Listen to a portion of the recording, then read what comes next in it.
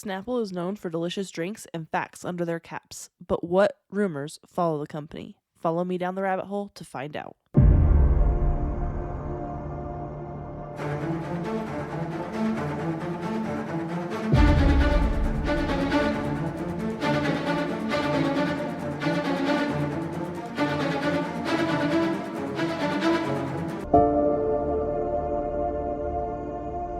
Hello, friends, and welcome back to the rabbit hole. My name is Danny, and I am your host. And today we are talking about Snapple. I know you've probably heard the rumors, but they have delicious drinks if you try their drinks. I'm actually not a fan of Snapple, but that's neither here nor there. That doesn't change what I'm going to tell you today. So here's a little bit of the history. Actually, there's a lot of history behind the company. So Snapple was founded in 1972 by Arnold Greenberg, Leonard Marsh, and Hyman Golden. Greenberg ran a health food store on the Lower East Side of Manhattan, while Marsh and his brother-in-law Golden, they ran a window washing service. In the early 1970s, they founded Unadulterated Food Products Incorporated, and they wanted to sell like pure fruit juices to health food stores, but they wanted to do like unusual blends of fruits. So mind you, this is the 1970s. So they didn't have like the juice industry the way we do now, which you can find all kinds of weird mixtures and things. Snapple or unadulterated food products wanted to provide that. And it kind of made sense because Greenberg worked at a health food store. So like he kind of knew what they were probably wanting.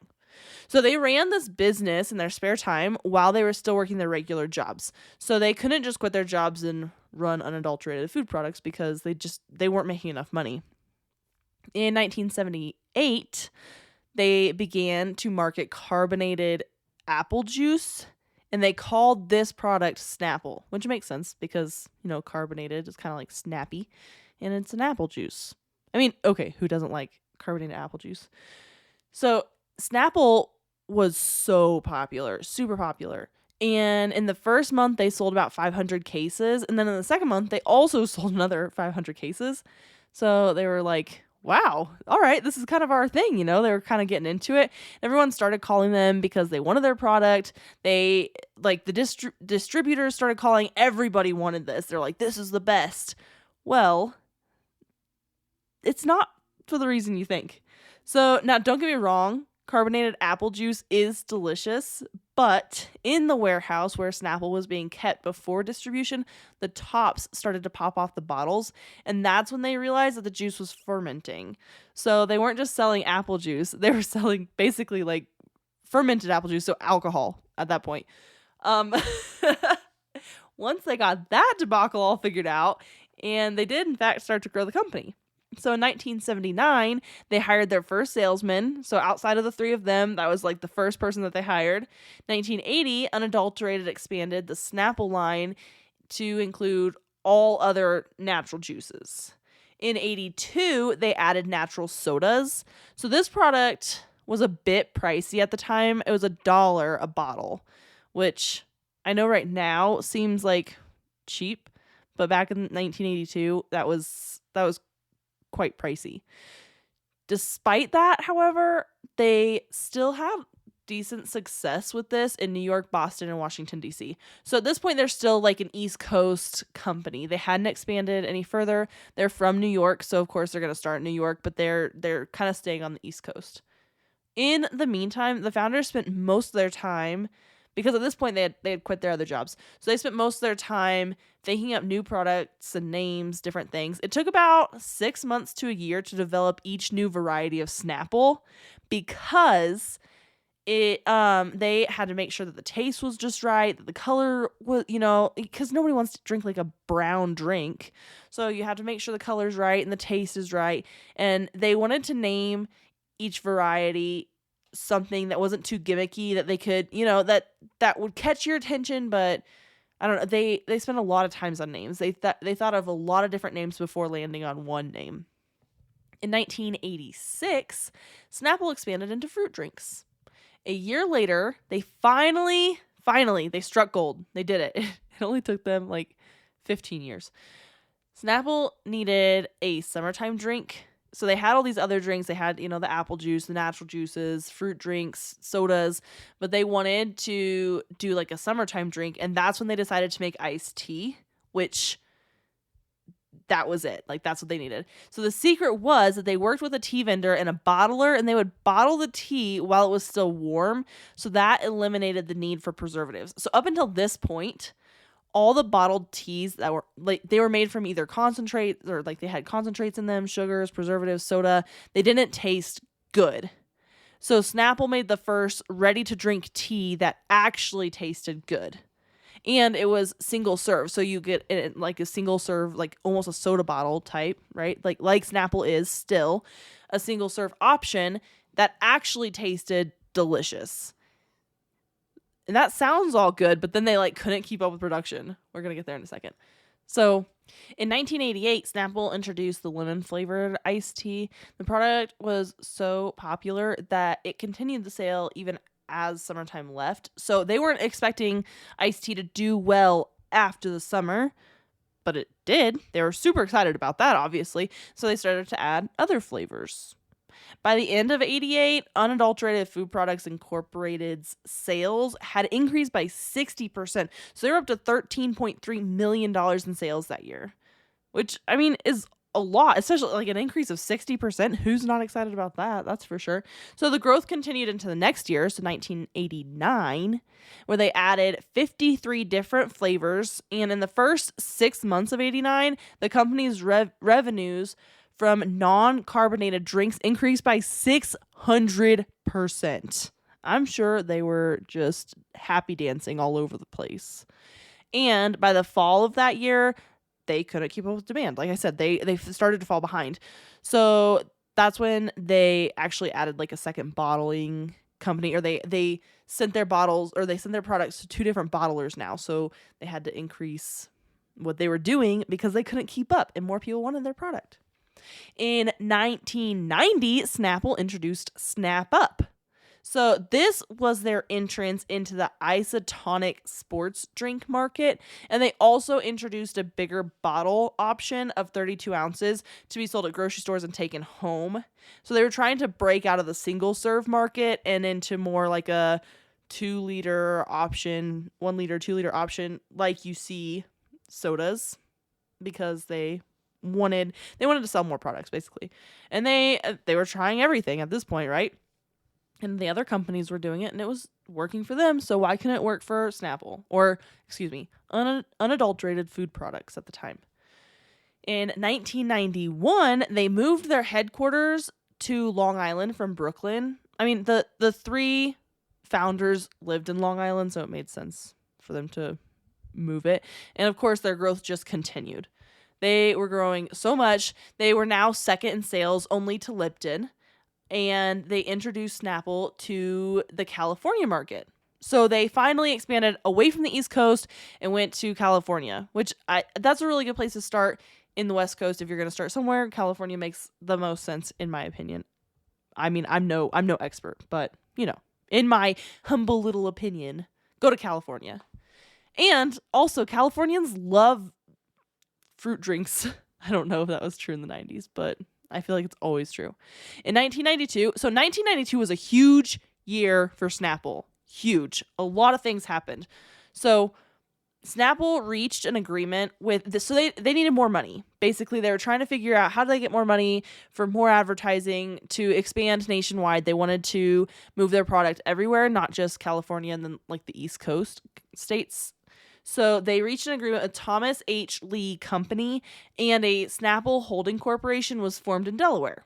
Unadulterated sold 70% of the company to Thomas H. Lee Company for $45 million. And of course, the founders of Unadulterated Food Company, they got some profits. I think they each got like 300,000 a year, and then like bonuses for the sales of stocks or something like that.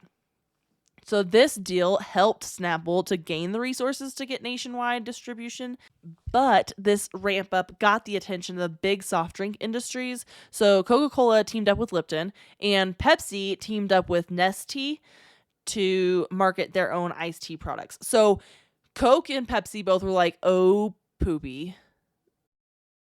Did you know that over 40% of Americans have a hard time swallowing pills? So when it's time to take your vitamins, large capsules and pills are out of the question. We know that gummy vitamins exist, but they're full of sugar, they get stuck in your teeth, and they only contain a fraction of the nutrients you need. Luckily, Easy Melts has discovered the ultimate vitamin sweet spot. Vitamins that melt in your mouth, taste like a treat, and are packed with nutrients ready for absorption, all without an ounce of sugar. For a limited time, Easy Melts is giving listeners a free 3-month supply of vitamin D3 with their first purchase. To claim your free D3 vitamins, visit try.easymelts.com/spring24. That's try.melts.com/spring24. Say goodbye to the old way of taking your vitamins and say hello to the easy way. Menopausal and perimenopausal women, listen up. It's time to take control of your health and comfort, and Winona is here to help. Winona is a telemedicine company for menopause care who believes that your symptoms are real, important, and deserve to be taken seriously. And for many women, this starts with hormone replacement therapy. Winona's HRT is made with plant-based, bioidentical hormones rather than synthetic ones, so it better aligns with your body to offer relief from hot flashes, weight gain, and other uncomfortable symptoms. 80% of women who use Winona find relief within just 90 days. So, what are you waiting for? Get started today. Visit buywinona.com today to start your free visit. With free shipping and the ability to pause or cancel at any time, your path to wellness has zero obligations. Use code SPRING24 at buywinona.com for 25% off your first treatment plan. That's BYWINONA.com for 25% off. Winona. Menopause care made easy.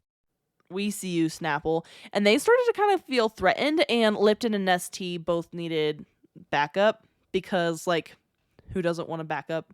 Who doesn't want backup from, like, big soft drink companies? So that's kind of what happened, and they all kind of went into competition with each other. With this competition, they also ramped up advertising. Snapple did. So they were, like, advertising crazy, but the advertising they were doing was not great. And in fact, so they were doing like live advertising on some radio shows. So they were doing the Rush Limbaugh show and also Howard Stern's show. They would do live advertising there. They actually blamed the Rush Limbaugh show for a lot of the rumors that started later on. So, and actually in another one of our episodes, Rush Limbaugh was blamed for the conspiracy theory. I can't remember exactly which one, but go him, man. Conspiracy theorist. I'm here for it, obviously. With their advertising kind of not working out for them, at the end of the year, they did end up going with a new advertising company. But in the same year, still 1992, like I said, big year for them, they did want to get their product worldwide. So not only did they go nationwide this year, they wanted to go worldwide because why not? Go big or go home. That's what I always say. So they started to distribute their products to American military bases all over the world, which if you're going to start somewhere, that's a great place to start, especially if you're giving military members things for free because we love free things. Anyway, so this actually worked really well and helped them pull ahead of Nestea in terms of sales. In December of 1992, the company decided to start selling stock to the public, and in preparation for going public, they merged into their subsidiary, becoming Snapple Beverage Corporation. So that's when they went from unadulterated food products at the beginning of the year, and then they sold, and they were Snapple Holding Corporation, and then they became Snapple Beverage Corporation, all in the same year. They had a wild 1992. And 1993 wasn't as good of a year. Wah wah. Anyway, Lipton introduced ready-to-drink tea and took the lead of sales. They, like, took off. But Lipton has always been an iced tea company, where Snapple kind of started as, like, fruit drinks, and they have a lot of fruit drinks. So, and they branched into teas, whereas Lipton's always been a tea company. So I don't think of Lipton. When I think of tea, I don't really think of Snapple. I think of Lipton. When I think of Snapple, I think more fruit.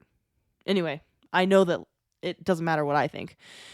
Snapple had to fight for their spot, tripling the advertising budget. So they were like, we are losing to Lipton, advertise more. And like I said, in 1992, their advertising wasn't as good, even though they had a great year. Their advertisements weren't doing as well. So that's why they did a better job of advertising in 93. Also, Snapple's franchise as a health food purveyor was threatened when the U.S. Food and Drug Administration began to question the use of the words all natural on some company labels. And California regulators became suspicious of the designation brewed on the company's teas. So I don't know what's going on there. Like, were they not all natural? Were they not brewed? Why did everyone all of a sudden get suspicious of them? More questions. This year was also the first time we hear about the company supporting the Ku Klux Klan. So the KKK. Who is the KKK? I'm glad you asked. Who is the Ku Klux Klan? It's hard to say. It's hard to say. After the Civil War, wealthy white men would create like policing groups of sorts to suppress and victimize freed slaves because they were obviously mad because they lost the Civil War. So the Klan was one of these groups, the most famous of these groups. And they forced curfews and they had African Americans carrying these passes basically as ways to control them. Even though they couldn't control them anymore because they weren't slaves, they're freed men now. They still wanted to control these people. So they would make them have curfews. They had to carry a pass saying like who they were working for, like just ridiculous things, right? And the KKK also used violence to enforce its rules, which is one of the things they're most known for, is how violent they were to African Americans. It's awful. The things, if you want to know more about the KKK, absolutely go research that on your own. I'm just doing a really quick, brief overview. The KKK still has chapters today. They're not as prevalent as they were even 50 years ago. Back in the 60s and 70s, like, it was still really bad back then. 80s. I mean, it's gotten a lot better. I'm sure there's still chapters. We don't really hear about the KKK out there doing bad things. We have movements like Black Lives Matter and different things today to protect Black rights. But the KKK is one of the most notorious groups for being violent towards African American people. Evidence that Snapple was supporting the KKK was on the original label. So their original label had this K, and it was in a small circle. And it is said that the K represents the Klan, or it's the symbol of the Klan. So that's where, like, the original, they're like, yep, look, there's a K on it. So there's got to be some support there for the Ku Klux Klan. This was back in the 80s, 90s, so the Klan was still around. They were still doing things that were not good. I mean, nothing that they ever did was good. Don't get me wrong. I'm not supporting the KKK. I want to be very, very clear about that before there are rumors about me. Also, on the original label, there was a ship in the background, and the rumors are that the ship was actually carrying Africans to America to become slaves. So they had enslaved these people and they were bringing them to America to be slaves. I will post a picture of this original label on Instagram so you guys can go and check it out. But I mean, I don't know. They said that it's the Boston Tea Party, and that's what it seems very slave shippy to me, but you go check it out and decide for yourself. There were also rumors around the company that claimed that they were supporting an anti-abortion group called Operation Rescue. Operation Rescue was it was founded in 1986 as like one of the most outspoken groups opposing abortion. They have done all kinds of like civil disobedient protests. They will stand in front of Planned Parenthood. They're the people that are out there like chanting like don't kill babies and all those different things. Again, I'm not trying to be on one side or another of any of these topics. I'm just trying to explain what each of these groups are. So, like, I'm not pro Ku Klux Klan. I think everybody should be against the KKK. Anyway, that's neither here nor there. I'm not saying that I'm pro or against abortion. I'm just saying that this company or this nonprofit is completely against abortion. So they are the ones that are outside Planned Parenthood chanting like don't kill babies and like trying to save people from committing murder or whatever. So that, and they're like very outspoken about it, very aggressive about it. So these are two like very aggressive groups. They're not like nice anti-abortion people. They're very aggressive anti-abortion people. So it's quite scandalous for a nationwide, now potentially worldwide company to be supporting these groups. Many years later, so right after, in the weeks and months like following the attacks on September 11th, there were a bunch of rumors that the company was owned by Osama bin Laden. So Snapple has been the butt of many, many rumors. They have just, and it's been one thing after another. I don't know why Snapple has been, like, there's got to be something, and whether you believe these rumors or not, I don't know what I believe, but to me there's got to be something behind there that's saying like, why do we keep attacking the same company over and over? And I think something that's kind of interesting is these rumors, like the KKK rumor was circulating in the black community while the anti-abortion rumor was circling in the white community.